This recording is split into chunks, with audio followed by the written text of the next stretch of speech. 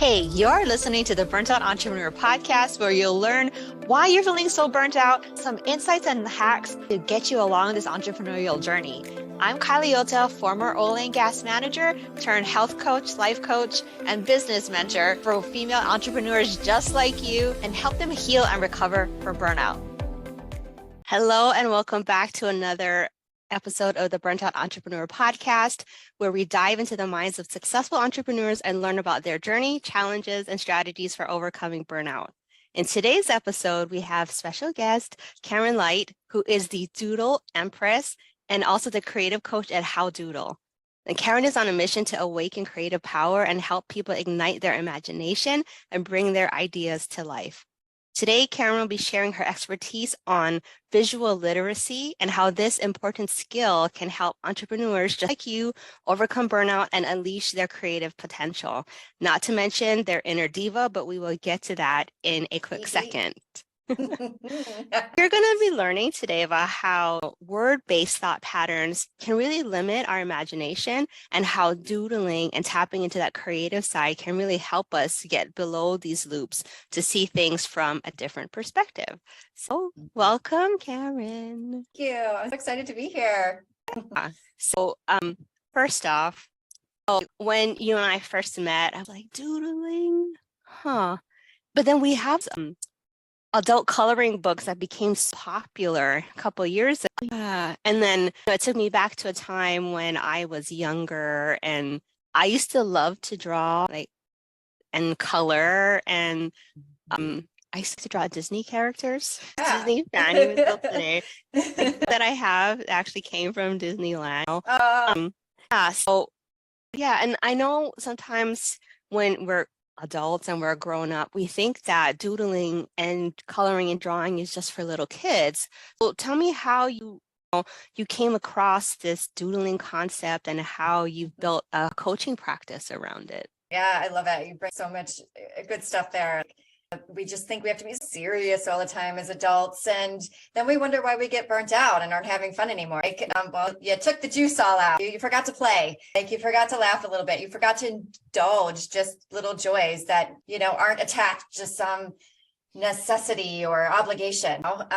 And then we lose it. And even though I'm an artist, I'm no different. I've been through that same journey. I was so fried at one point in my life. I have always been a very hard worker. I've always been very responsible. People give me a lot of responsibility. I used to have this practice of taking it all. It must mean I'm supposed to do that. And then what happens? I was so fried that I actually one time decided, okay, I'm just going to get rid of 85% of my stuff and hit the road for a while. I don't know where I want to be. I know I want to start this company, my first company, which is illustration company. But other than that, I don't know anything else. I just know I'm tired. I'm really tired of the life I've been living, and I need something different. And that burnout point was bad that I wasn't even making art for myself anymore, which is red flags in artist world. Stuff is happening. Whoa, not cool. So I'm road tripping around the States, and I just on a whim had thrown this little sketchbook in my glove compartment. And one day when I was pulled off on the side of the road, I got it out, and I was going through it, and I just did a little doodle. And I finished it in 5 or 10 minutes. It wouldn't win any awards. It wasn't spectacular. But I felt really satisfied. I did something. I finished it. I actually captured an expression of what I was going through. And I had a little aha around it. And I was like, well, maybe I don't need my work to be serious. I was bringing that seriousness into my artwork, into needing it to be this really good looking thing that shows all my years of practice. I mean, especially if it's part of your livelihood and part of your business, right? Yes. And you're not doing it for fun. I know for me, I love singing. I wanted to be, pop star when I was younger.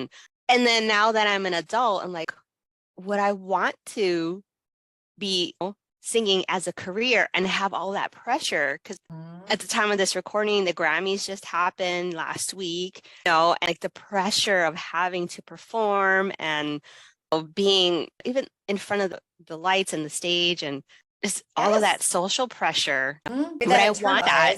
And would it affect my craft, like singing and writing songs and writing like where's your next big hit, Kylie? No, I know. That was the last thing that I wanted. I wanted art to be something that I do all the time, but When you're constantly trying to fill somebody else's requirements, you squash your own process, you squash your own vision, your own joy. And doodling really let me play again with the visual form. It essentially, along with some other things, just brought me back to myself. And in the process, I realized I can hear myself again. I can hear it, and I can listen to that, and I can tap into that. And every time I doodle now, I can remember her and listen to her and reconnect with her and follow what she's saying, that deeper voice within. So, I was already doing some coaching at the time. And one thing that I do is executive function coaching, which seems like it's on the opposite end of the spectrum from doodling. And in my mind, I actually placed it there. And then I was in the session and they were stuck and I was stuck. I didn't know where to go. And my head was going, doodle with her. And I'm like, no, that's not what I do here. She's not an artist and she doesn't even know me in that capacity. And my voice just kept saying, doodle with her, doodle with her. And I was like, fine. So I did it and it was fantastic. She opened up, our whole environment switched. I actually have, this is what I feel like a lot of people come to me, feel like this over to-do list, taking over them, shielding, lots of joy. And then when they doodle, they experience this, which is just that place of like inner connection, deeper connection to themselves, a part of themselves that maybe they haven't listened to in a while or allowed to speak. For the audio listeners, can you describe those two pictures you just held up? I can. So the first one is this person whose body has become a to-do list. And it goes and trails off into the distance. It looks a little bit over, like it's never going to end. And they're kind of in the grays and the blue colors. There's some light coming through because we do get some satisfaction. I'm not saying everything's doom and gloom. We get thrown a bone enough to keep us going. But the overall, like he's got this shield blocking these colors, this rainbow color that wants to splash in. So not really allowing that complete joy to come in. And then the second doodle, when they allow themselves to sink into the doodling process, something that I've noticed, it's this person who's sitting very still, this very serene, calm blues, and their inner self is like lit up and we can see them reconnecting with themselves, these doodles of a person meeting themselves in the middle and that light being shone. So, that second picture, the colors remind me of the earth. Oh, that deep blue, that ocean blue, and then the little bit of a green. And then inside the belly, that fire, kind of like the core, the molten core of the earth. That's what I saw when I looked at it. I love it. And that's part of the process. Thanks for leading us into that, because that's exactly what happens next is we say, these are the colors that came up for you. What does that mean to you? What do you associate with that? Okay, so you associate it with the earth and an inner core of fire. How does that relate to this topic that we're talking about now? New inspiration or ideas can you get from looking at it in that way? And in that way, visuals become full of meaningful information for what you're facing, the challenges ahead of you. Yeah, and it makes it super personal. Yes. We have all these dream dictionaries out in the world. Like if you dream that, you fell, it means this. And it's okay. But when you actually really learn how to interpret a symbol or an image, then you learn that it's actually personal to my experience. What do I associate with that? How does that color make me feel in this moment? And maybe you'll look at it 5 days from now and it'll feel different and you have a different association. Well, that's awesome. It keeps giving you new. Yeah, that's good. And it's the same thing with our thoughts, and what we feel today about our business is not going to be the same way that we feel next week or even an hour from now, because everything shifts and changes. So there's us, and then there's people outside of us, and our energies impact, other people's energies, and their energies impact us. And it doesn't even have to be something happening, just, being around different people can shift your energy, good or bad, saying good or bad. Yes. Yeah. And that's why I think it's important to have, doodling is one way, but having a way to pause and be like, okay, I'm being affected right now. What's happening to me? Is this my emotion? Is this somebody else's emotion that I'm taking on? Or are they having this opinion or idea that's swaying me off of my base? Or am I actually open to that idea? Being able to discern. Yeah. So when you're working with your client, what are some of the ways that you've seen them come alive and into a fuller expression of themselves? And how do you Yeah. guide them through that process? Yeah, good question. So I take people through the 5 C's. The 5 C's are basically curiosity is the first thing. Everything starts with curiosity. What are we curious about today? Where's the stuck point? Let's make a question that can guide us. And that we can play with, like bringing play. Curiosity has to have a sense of play, or it's not really curiosity. And then the second is calm. So before we get started, I really bring people into a mindfulness space. It could be a quick thing of just a little bit of breathing, closing your eyes, reconnecting, feeling your breath, something very simple. But just start the process of shutting out the external stimulators and going within.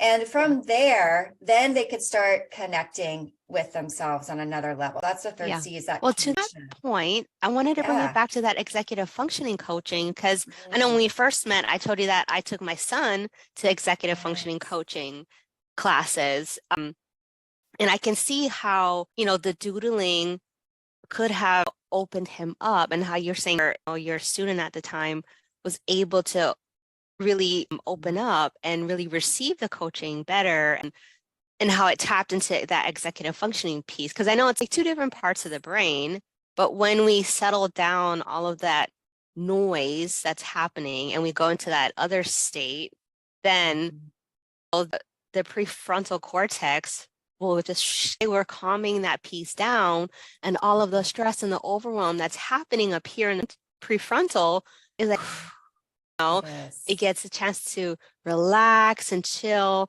because we know that we are in a safe space, and because we can't create if we're not feeling safe. Yeah. Once we tap into that creative side, we can feel safe, and our body feels safe. That we go into that rest and digest phase. Yes. Your brain tells your body, you're okay now. We're relaxed now. There's no danger here now. And that's when it's okay to have that deeper connection with yourself. That's when you don't have to be alert and looking for all the things that might come your way or what you need to run from. And instead you can be with what is. And the other reason I really think that works in even an executive function coaching session is because that world is sort of tied up with the right way of doing. It's like everything is very linear, and you manage time this, and this is how you should do this. And a lot of times they haven't even expressed that they're angry about that, because that doesn't work for them.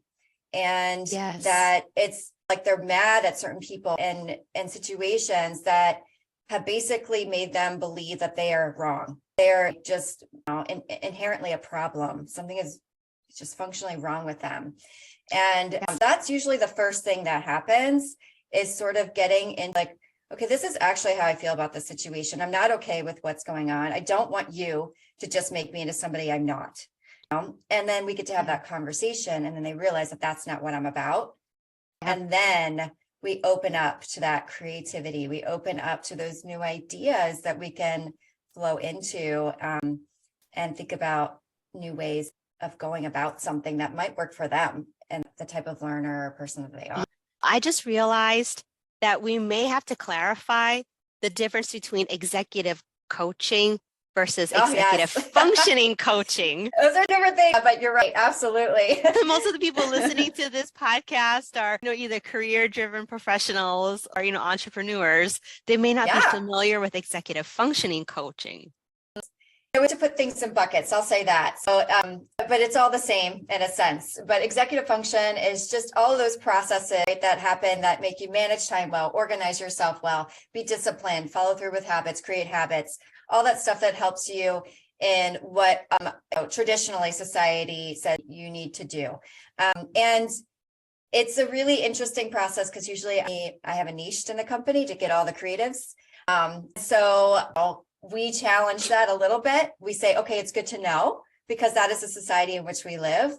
But what are your ways of doing that? And how, in fact, are you making our society better by being different? And our schools are changing. Our workplaces are changing. We're allowing for neurodiversity, and it needs to keep opening up, but it's happening because you are saying, no, this is the way that I need to learn, right? You're self-advocating, you're understanding your learning process, metacognition, self-advocacy is a part of the work hugely. And executive function all those same things can apply. Like, you're trying to discipline yourself. You're trying to manage your time well. You're trying to prioritize. You're trying to plan. And at the same time, where are you in that mix? What feels good to you? What burns your fire? What brings the juice in? And sometimes you have to go about it in that way, actually removing some of the structures and rigidity. Yeah. And I'll be honest, the main reason why I sought out executive functioning coaching for my son, because he was diagnosed. Well, I think this is before we got the actual diagnosis, ADHD, neurodivergent is what we're calling it these days. And he was trying to fit in to a very neurotypical in school. And then I was like, well, okay, maybe he needs more structure and support. So I sent him to a private school. And when I couldn't afford the private school, I said, okay, maybe back to public school with this executive functioning coaching on top to help fill in the gap that there's something wrong, I'm using air quotes, with my son because he can't function in a neurotypical environment. He's struggling to keep up. But I noticed that he was very smart. Very smart, but could not function in a neurotypical environment. Or his teachers were telling me that he was not functioning well in their neurotypical environment. So I took it upon myself. And honestly, the teachers kind of put it on me. Like, well, your son's not performing, XYZ. So extra homework, extra this. And I'm like, isn't teaching a child kind of your job? I'm not even a teacher. And there was more responsibility on me as a parent. So I felt the pressure to help him to become more neurotypical. That's why I invest in that training for him. Because I'm like, well, there's pressure on me to make you more neurotypical, and they're not really helping. So let me go find my own way of helping you so that you're not, suffering in school, because he was really struggling in school. And I think that there's a lot of value in learning skills. But how do we learn those skills? We don't learn them in a way that makes you think that your way is wrong. We learn them like, what is your goal? What is this in service of? What's important to you? And understanding that even a kid has those things. And if you don't listen and figure out what those are, then they have no reason to do the other things, because why would they change who they are, and how they do things. And I think it's a really important thing to understand what drives them, and then give them new skills to help them get to where they want to be, but also give them a lot of freedom and creative play and how they use those skills. And if they completely say, that's not me, I'm not doing it, I have to be okay with that. That's okay. Then we just talk through consequences, and maybe the consequences are worth it. And that's okay too. And you can imagine sometimes parents are like, what are you doing with my child? What is happening? Like, maybe this isn't what you expected, but I think your child is onto a lot of things. And if we listen, good things will happen. They will happen for everybody. And I've seen whole family dynamics change because of that.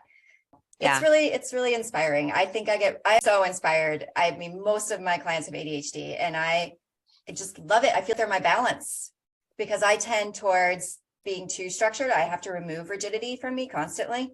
And they're just like, this is what I'm really interested in, and this is all I'm doing right now. And I'm like, good for you. Like, I need to focus more on what I'm really interested in. Say no to some things. Anyway, I could talk about forever. I love that topic. Okay, so going back to the 5 C's, we already talked about curiosity and calm. So what's the next C? That you're going to tap into that connection. That was the third thing, was really getting connected with yourself. And in that place of connection, if I'm doing it with you, we're also connecting. It can be an outer connection as well as the inner connection. And I do these in groups. I do workshops and doodle shops and group stuff too. And that could be connection with the group, how you relate to each other. And as you're in the process of doodling, and as we are talking about it, using that visual, learning those visual literacy skills, now you're getting aha moments. You're getting some clarity.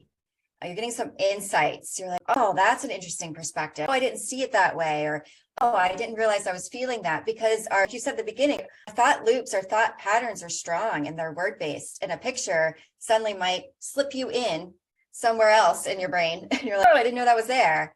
And then from those moments of clarity, that's when we can stimulate our creativity. Okay, that's what's going on. Well, let me think of some ideas around that. What could help? What could get take this to the next level? What could be really inspiring or fun to play with? So those are the 5 C's we kind of walk through in any given doodling process. I love it. And I know you prepared a special doodling exercise. To walk through the 5 C's with me? Yes, yeah.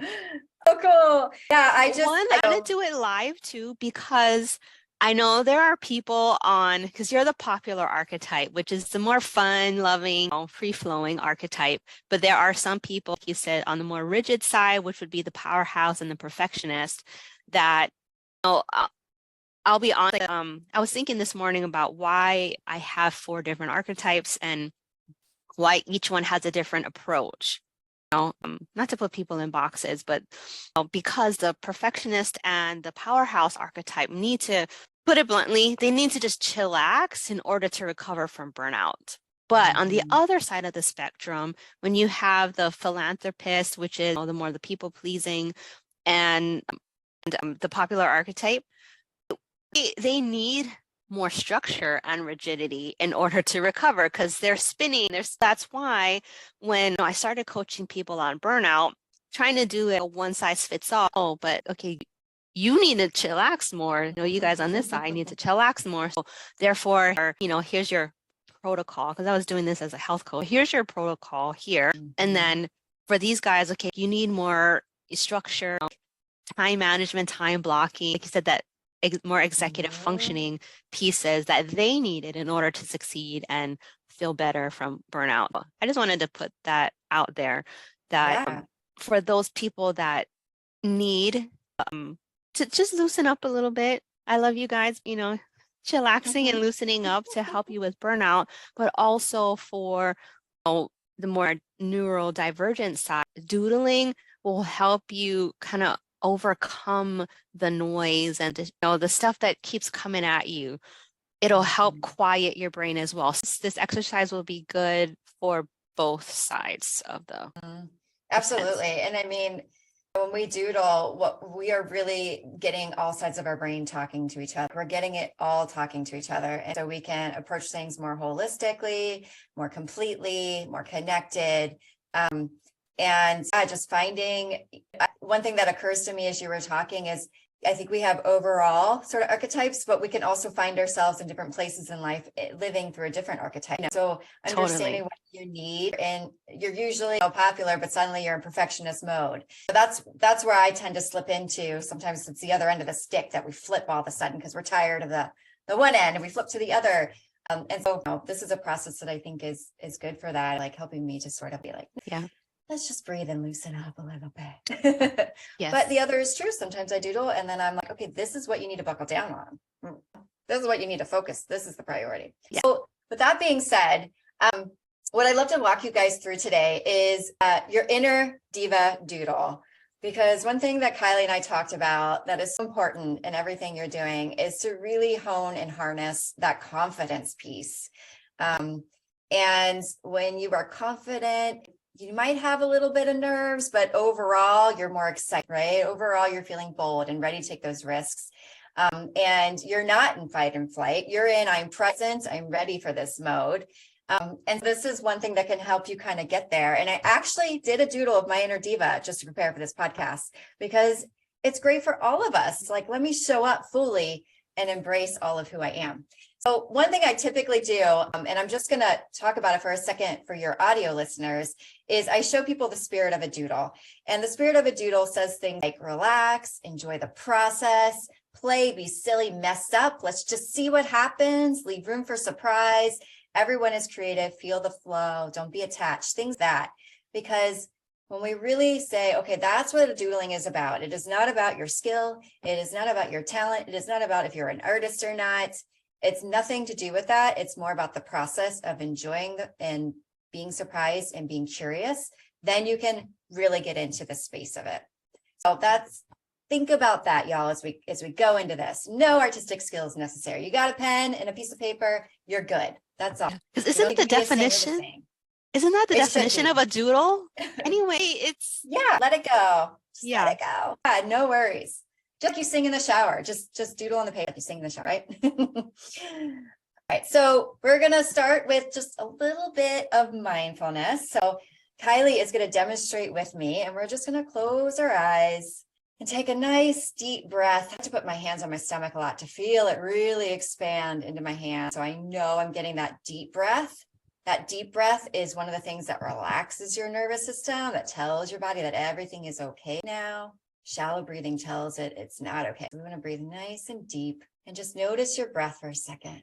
Feel your breath move in and out. Notice how noticing your breath slows it down automatically. Just enjoy breathing than we take for granted, and find your own rhythm that feels good with the breath. From this nice, relaxed place, I want you to think about the question, how doodle I become my inner diva? How do be aware in this moment of all the connotations you might have of a diva. She's bold, she is fearless, she dazzles, but you also might have some voices that say, she needs to just tone it down. She's too much. Just breathe out anything that doesn't serve your inner diva now. Breathe out any of those voices that want to squash that diva. In this free space of imagining, I want you to start to picture your inner diva. What does she look like? What's she wearing? How is she acting? What's diva about her? And as you start to picture, I want you to slowly blink your eyes open and just go straight into doodling inspired by what you saw. Nothing has to look realistic. It can be really playful. Just feel those feelings when you really embrace that diva. What was showing up for you there? And we're just going to do a quick doodle for a minute. That'll help you let go of needing this to look perfect, all you perfectionists. Just play with it. It can look fabulous in a minute. But your diva is going to shine through no matter what you doodle. Figures are welcome. Anything goes. If you're starting to get caught up in it, remember what the spirit of a doodle is all about. Out and keep going. Just put any final touches on it. We're just doing a quick one today. You can always continue working on her later. What I want you to do next is I want you to give her a speech bubble. And I want you to write one thing that she's saying to you now about how you can embrace her. What is one thing she's saying now to you? Don't overthink it. It might come out silly. It might come out serious. Anything goes. All right. How you feel, Kylie? Good. Good. How was the process for you? It really took me back to when I used to draw a lot. So I think I was drawing in this style when I was in middle school. So it's kind of fun. Good. All right. So you're willing to be a guinea pig and show your work and let us talk about it for a minute? Yeah. Okay, cool. So there is an exercise I like to do, if you're okay with it, in which we show the work to each other, because I could show you mine too. I did mine a little longer than a minute though, so I was preparing and thinking and this way we can say what we see in each other's stuff, that we can get a different perspective before the person who drew it tells us what it's all about, and then that gets in our head. Does that make sense? So if you want to, you can hold yours up, and then I could say things that I notice about it, and then it could give you other things to think about. So I like her. She's got this expression on her face of like, that's how it is. Her hair is, I don't know, hair to me, when it's a little wild and crazy, just means that somebody is like totally okay with showing up how they are. And she's really just, here I am, just like this. She's got some beautiful eyelashes going on. So she's not afraid to like, glam up a bit. Can you push it up just a little bit so I can see the bottom of her? Oh yeah, she's got pearls on. It's like she's got a nice swanky outfit on. She's looking good. What were you thinking about as you were drawing her? What's coming up for you? It had that swanky vibe. How would I want to dress and feel like if I was confident? I'm like, oh, pearls. Okay. And have this super muted but state necklace, and she's wearing I want to say it looked like one of my Ralph Lauren dresses in my closet. I love that. Just like looks it like makes classic. Yes. And it allows, I know one thing that comes up for me when I think about those classic pieces is that it doesn't overtake the person. It just enhances the person who's there. So really like that classic way of letting yourself shine and be present. That's awesome. And can you read to us what the speech bubble said? It says, "You got this. It's already here." Ooh, I like that. Yeah. Oh my gosh, that's inspiring. It's already here. I don't know, just remembering that what we want is already here for us is just so powerful. Yeah. I love it. Do you want to say what you see in my little crazy Yeah. doodle? Okay, you want to play along? I love this Yes. game. All right. Oh Here's my what I gosh. Looks fun. doodled. Of the crown. Okay, and then with with Yeah. the red hair, it reminds me of Pippi Longstocking. You Oh, remember? Because she was yeah. I fun love loving Pete. and Love her. carefree and Yes. I yeah, love like that association all getting now. into trouble, but she was just Mhm. having fun. She wasn't meaning to cause any harm. She's just like, I'm just doing what I want to do. And oh, you sound so bad for you. Sorry. Sorry, not Yes. sorry.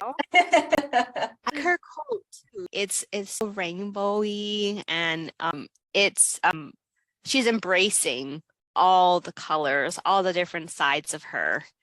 And is that a ribbon in her hand or whatever? Or is that Oh, that's bubbles? fun. Oh, I like both of those things. They could be Yeah, anything. because when I first Uh-huh. saw it, it kind of looked like those baton Like gymnast ribbon, ribbons. gymnast Yeah. ribbon. Yeah. Uh-huh. And then I was like, well, maybe because it's kind of colorful and they're not colored in. I was like, oh, maybe it's translucent bubbles. Like Bubbles bubbles. too. Yeah. Oh man, I was just interpreting bubbles in another person's work the other day when we were looking at something. We were talking about how they're so joyful. They make us remind us of our childhood, but they are temporary. And so it's sort of like really Oh, enjoying something in the moment is what we came to as yeah. well. That's really But I'm fun to think thinking about it in that now way. that now that my other brain is kicking in, I mean, that was probably a pen and you're probably doodling.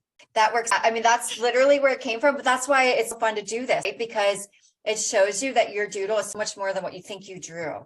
So I really invite people, if they are open to other people saying what they see in the work, to pretend they have no idea what they just drew or why they drew it, so that they can Yeah. really be open. They don't have to take it on. It doesn't have to resonate.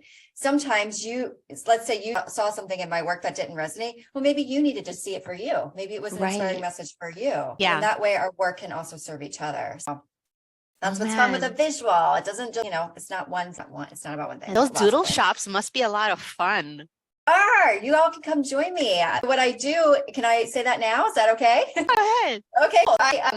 I have two things I can invite you to. I have an ongoing what I call a doodle cast. So I invite guests and I do an interactive doodle workshop alongside of the guests that whatever they're talking about, you can doodle your way to your own inspired action around the topic at hand. So I do 2 or 3 of those a month, and you can sign up on my website to join us for that and doodle along within a cool group of people. And then another thing I have coming up in March, late March, is workshops, particularly for people who are coaches, therapists, trainers, healers, people who work directly with clients who want to put some fresh creativity into their approaches. And this will be a really hands-on, but you're going to leave with 3 really fun tools that you can implement. And those are really fun ways that people can doodle with me coming up. Oh my gosh. Yeah, that sounds like so much fun.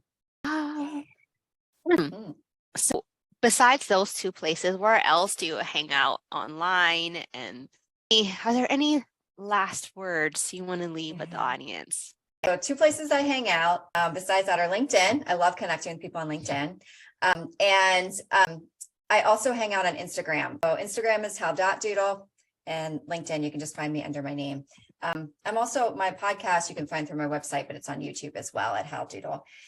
Last words. I love giving a chance to say last words. The way you introduced me is something I'm really passionate about, which is that each and every one of us is innately creative. We are creating our lives all of the time.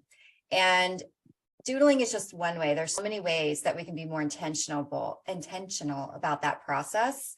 And I think it's such a mind-blowing thing in some ways, but it can be done in many practical ways. It can be done in moments throughout your day. You can just pick up a pen and scratch. It doesn't even have to be a doodle. Maybe you have a poem that's coming out of you. Maybe you sing to a song, and create those little moments, when you stack more and more of them up, you suddenly are like, I'm not burnt out anymore. I've got the juice back in my day, or I have new inspiration that makes all of this worth it, what I'm doing. And you will still maybe even do the exact same things in the exact same way, but feel differently about it. So it really is about changing that feeling state within you.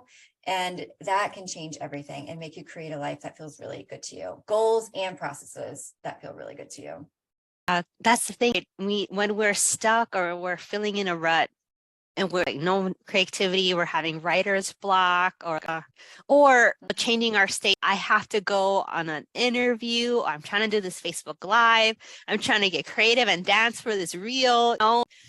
I love that doodling or any creative practice, really, like how you like singing a song. That's my go-to, because singing is my form of art. But changing our state is so important when we're trying to shift into something that is scary or feels scary, or even if I'm just switching gear. We're talking about executive functioning coaching when you're in the creative, or you're in the technical brain, like you're working on your website, you're doing admin work, and then now I have to write a social media post, and you need to engage your creative brain. Because I get that question all the time. How do I really make the transition from this side of my brain to that side of my brain? And I love that you say just introduce doodling or another form of creative practice to just is the key. Transition. You have to have a transition. You have to leave time for it. I think especially in our time of Zoom, we forgot about the importance of transition. I can just click off of this meeting, go into another meeting. And that might be a completely different kind of meeting, and your head isn't there yet, and your body isn't there yet. And you're still thinking about, when we used to have to drive somewhere or go somewhere. I know a lot of people are entrepreneurs, probably everything's happening for you in this virtual world. We forget to leave time for that transition, and so many good ways to do it. And there's nothing wrong with you because your creativity isn't opening up in that exact moment. You just need to cultivate it a little bit. You need to give it a little time to catch up with you. You're over here, and it's like, I'm kind of playing over here.